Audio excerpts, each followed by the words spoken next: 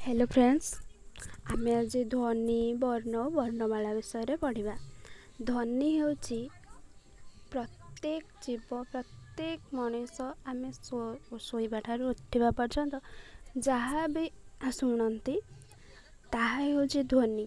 आमे शुणिबाकू पाउथिबा प्रतिटी शब्द ताहा पशुपक्षी माध्यम हो किंबा प्रकृतिर जेकोसी झरणार कुळुकुळु नाद हो कि पवनर सो सो मेघ हो ताहा हेउछि ध्वनि। वर्ण कौन? वर्ण हेउछि ध्वनि मानकर लिखित रूप। जेमिति आमे साधारण घर कांथ लिपिला बेले ताकू आमे लिपन कहंदी। सेमिति गोटे ध्वनि को जदि लिपिला भली अक्षर रे तैयारी करबा तेबे ताहाको अक्षर को लिपि मध्य कुहा जाए। वर्णर अन्य नाम हेउछि अक्षर। यह विभिन्न संख्यक वर्ण थाए। सेमानकर आकार उच्चारण और पार्थक्य रही। तेणु वर्णमाला आम ओडिया भाषा रे 49 टी थाए। ताहा स्वर वर्ण और व्यंजन वर्ण मिसिकरी रही थाए। आमे वर्ण मानक विभागीकरण करिदबा। केमिति विभागीकरण करबा? गोटे हला स्वर वर्ण, गोटे हला व्यंजन वर्ण। स्वर वर्ण आम ओडिया रे केतोटी थाए ना स्वर वर्ण 11 टी थाए। जेमिति अ पाखरु औ पर्यंत 49 टी वर्ण मध्यरु अ पाखरु चंद्रबिंदु पर्यंत थाए ओ स्वर वर्ण 11 टी जाए। आउ रहिला व्यंजन वर्ण। स्वर वर्ण को मध्य आमे विभागीकरण कराइछि। तांको दुई प्रकार विभक्त कराइछि। जेमिति हर्ष स्वर गोटे दीर्घ स्वर। हर्ष स्वर कौन ना जेमिति अ हर्षई आमे कहंती, हर्षऊ हर्षरु एमिति कहंती।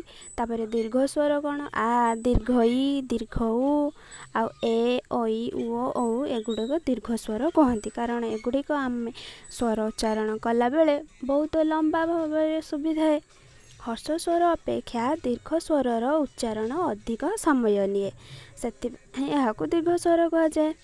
अ ठारू औ पर्यंत 11 टी स्वर वर्ण किंतु 8 टी आमर स्वर वर्णर मात्र 8 टी ही ध्वनि थाए। अ आ हर्षई हर्षऊ ए ओई ओ एमानंकू स्वर ध्वनि बोली कहा जाए। किंतु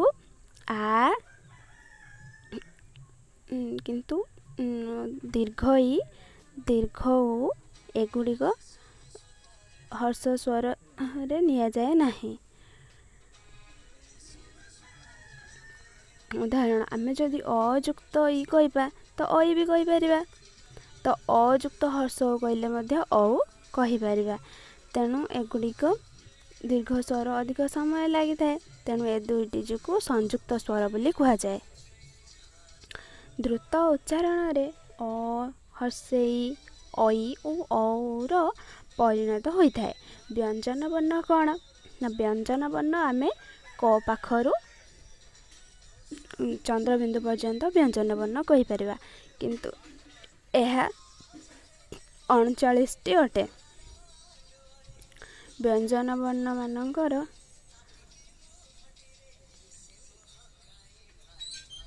एक गोटे अक्षर अच्छी जहाँ क युक्त स यह मिसिकरी अच्छी। तेणु यह व्यंजन वर्ण निया जाए नहीं। तेणु आमे व्यंजन वर्ण 38 टा कहि परिबा।